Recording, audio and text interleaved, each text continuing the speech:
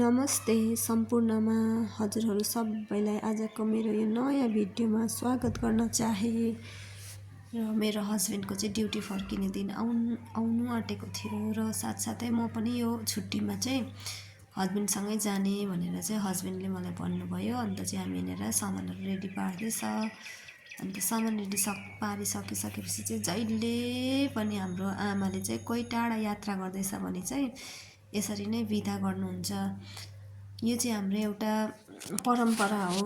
अब जस्तै हामीले यो परम्परालाई भुलेर गयौँ भने अब आउँदो दिनहरूमा हामीले कति नयाँ कुराहरू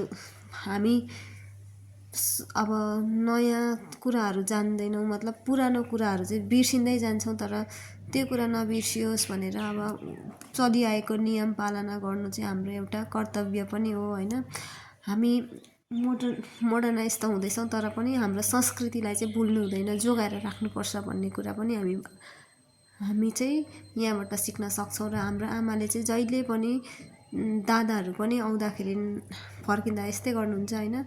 अनि शुभ साइत होस् भनेर चाहिँ यस्तो गरेको। अन्त जुन दिन चाहिँ कोही घरबाट टाढो जाँदैछ नि त्यो दिन चाहिँ घरहरू बढाल्नु पनि दिनु हुँदैन अनि दैलोहरू थुन्नु पनि दिनु हुँदैन। अन्त सबैजनालाई हामीले बिदा मागेर चाहिँ हामी चाहिँ लाग्यौँ हाम्रो यात्रातर्फ। र हामी चाहिँ कहाँ जाँदैछ भन्दाखेरि चाहिँ यो चाहिँ म बादमा भन्नेछु, तपाईहरुले भिडियो हेर्दै गर्नु होला।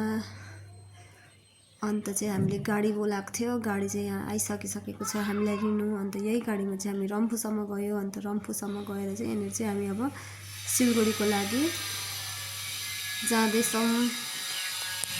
अनि बाटोमा चाहिँ धेरै जामहरू थियो, पुरा जामहरू खाँदै हामी गयौँ हाम्रो यात्रातर्फ। अन्त आजको दिन चाहिँ अलिक धुम्म जाडो खालको थियो। अब हाम्रो घरतिर त बरु त्यस्तो जाडो थिएन, जब सिलगढी आउँदै जाँदाखेरि चाहिँ धेरै जाडो थियो। र यो जाडो साथसाथै यो दृश्यहरू पनि हेर्दै हामी चाहिँ सिलगढी पुग्न लाग्यौँ। र हामी त्यसपछि सिलगढी पनि पुग्यौँ। अन्त सिलगढीमा पुगेर चाहिँ हामीले टोटो चढेर चाहिँ हामी एनजेपी तर्फ लाग्यौँ। र एनजेपीमा त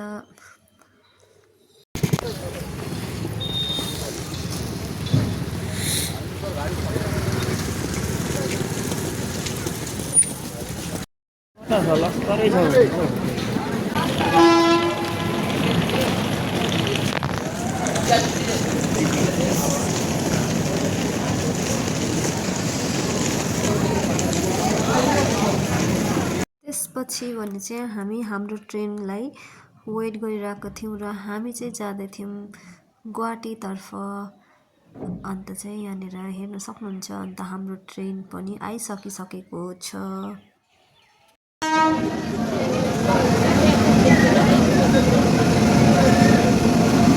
यही हो।